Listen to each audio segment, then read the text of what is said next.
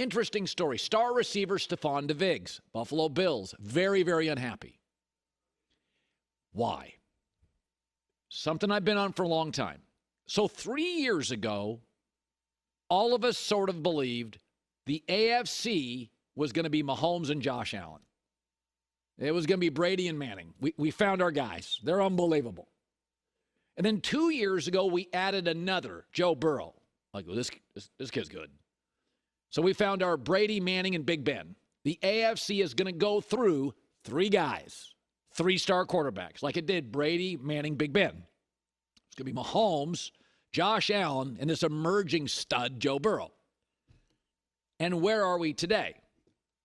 Well, last time we checked on Patrick Mahomes, 3 Super Bowl appearances, won 2, rebuilt the wide receiver group in the offensive line, did his offensive head coach. He's happy he's winning. He's got that offensive coach and support system. Mahomes is everything we thought he would be. Let's check in with Joe Burrow. Also has an offensive coach. He's been to a Super Bowl. They rebuilt their offensive line. And lots of weapons. He's winning. Not beating Mahomes in the big one, but winning and very happy. And where is Josh Allen? With a rigid defensive coach. 5th year, can't get the offensive line right. Last year, if you took out Josh Allen rushing yards, still a crappy run game, 24th. Josh Allen's running too much, getting hit too much. Now the star receiver is unhappy and they can't develop a second receiver. Gosh, I wonder what it could be. The defensive, rigid, conservative head coach, Sean McDermott. These guys are tone deaf. Belichick puts a defensive coordinator at OC with Mac Jones. Mike Tomlin, 5 years. O-line still stinks. Sean McDermott is the issue. Pro Football Focus did a preseason offensive line ranking. That's sort of an important position. Protect your star quarterback. 7 of the 8 top O-lines. Offensive head coaches. 7 of 8. By the way, Pro Football Focus has the most improved offensive line in the offseason. 1 of 2, Sean Payton, offensive coach.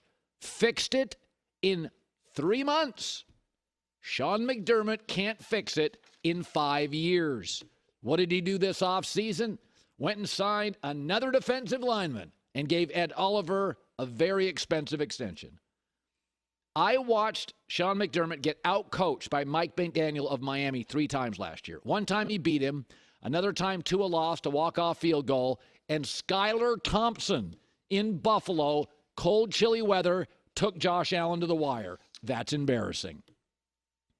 There's another defensive coach. He's young. He's got promise. DeMeco Ryans, Houston Texans. You see the story today?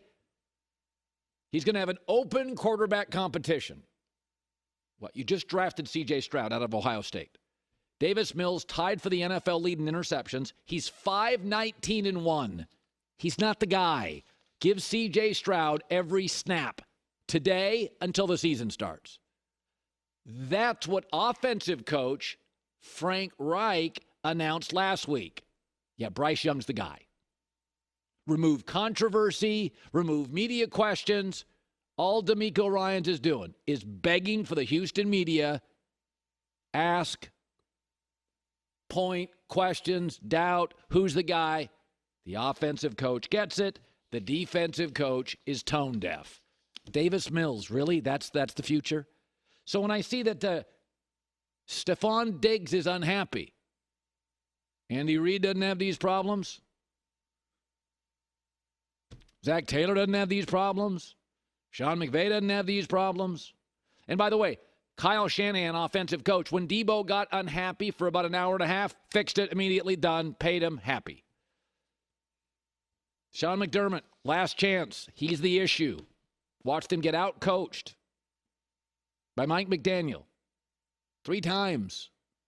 You can't lose to Miami if you have Josh Allen. Can't.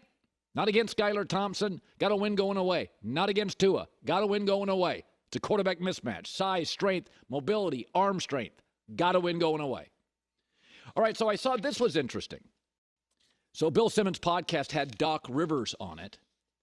And I had said during the season that the MVP vote was more of an anti-Jokic vote. He'd won 2 straight. Nobody wanted to give him a third. Than it was a pro-Embiid vote. There was no reason you could say Embiid was more valuable. His team had a winning record when he didn't play. The net rating was like +7 when he didn't play. Denver's net rating when Jokic doesn't play is -5. It's a double-digit swing. Isn't that the definition of valuable? Doc Rivers, talking to Bill Simmons, now he's no longer the Sixers coach, he loves Joel Embiid. But listen to these comments.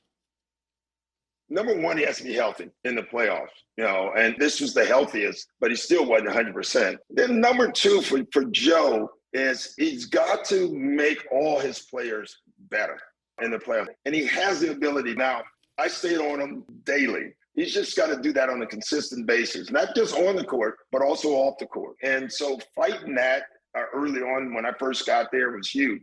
Joe, you need to play tonight. Joe, you can play tonight. Now he's up in games. And so he's crossed that barrier. The next one will be making his teammates better. So Doc Rivers had to talk Embiid into playing on certain nights. And he says he's hopeful, even though he's gone, that he can eventually consistently make his teammates better. And that's your MVP. It was an anti-Jokic vote. He's not nearly as valuable as Jokic. And I said this before the long Denver playoff run. The MVP vote has become the MIP vote. Most interesting person. Embiid is more interesting. Maybe the NBA season is so long that writers need to be entertained. They're looking for stories and narratives they can put their arms around. But Russell Westbrook's never been the most valuable anything. He's just talented. But KD bailed on him, so he was the most interesting player. James Harden's quirky, fashionable, had the step back.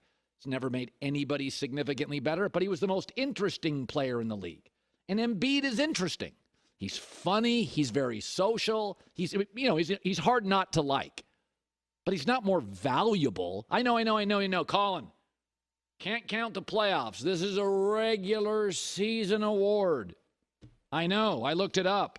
The Sixers without Embiid were 11-5. They were better when he was off the floor. The net rating was +7. The Nuggets were a disaster when Jokic didn't play well. And here's the thing, pivoting to the playoffs, Jokic always plays well. He's always available. He had 20 playoff games. They went 16-4. He didn't have a clunker. I mean, there was one game he got into foul trouble. He didn't have a clunker. He's more durable. He's more analytically superior. He makes players better. Doc Rivers acknowledging. I had to tell Embiid, you got to play tonight. You think anybody has that discussion with Jokic? He has to consistently make everybody better. Jokic does. I understand that Embiid is more interesting. And I also understand it's a regular season award. But let's be honest right now. Jokic is the best basketball player in the world.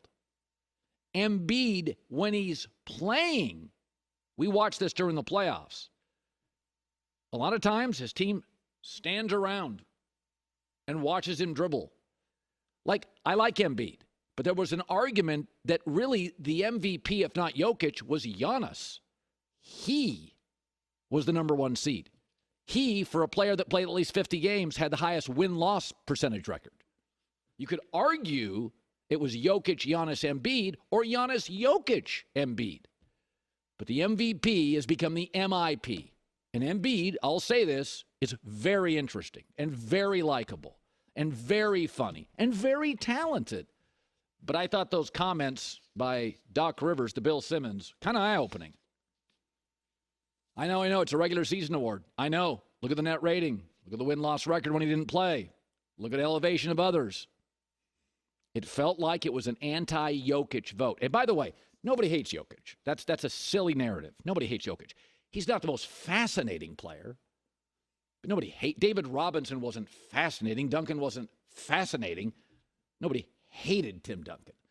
When I hear that, Americans, they don't embrace. No. I saw the ratings for the NBA playoffs.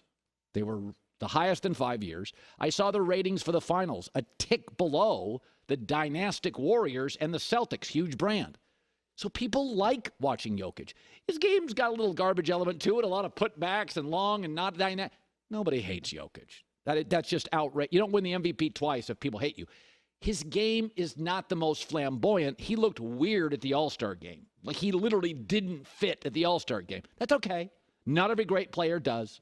I grew up with Jack Sikma, very good player. Many of you in the Northwest still lives up there. Great basketball player. All-star qualities. Would never have fit into an all-star game. Dr. J, they built it for him. Magic, LeBron, Michael Jordan, Embiid. There are certain guys they built the all-star game for. Nobody hates Jokic, but he is unquestionably the most valuable player in the league. Regular season, postseason, it's not necessarily close. Nobody has to talk him into playing. Nobody has to hope he elevates others. J-Mac. Starting strong here on Wednesday. Yeah, the person pushing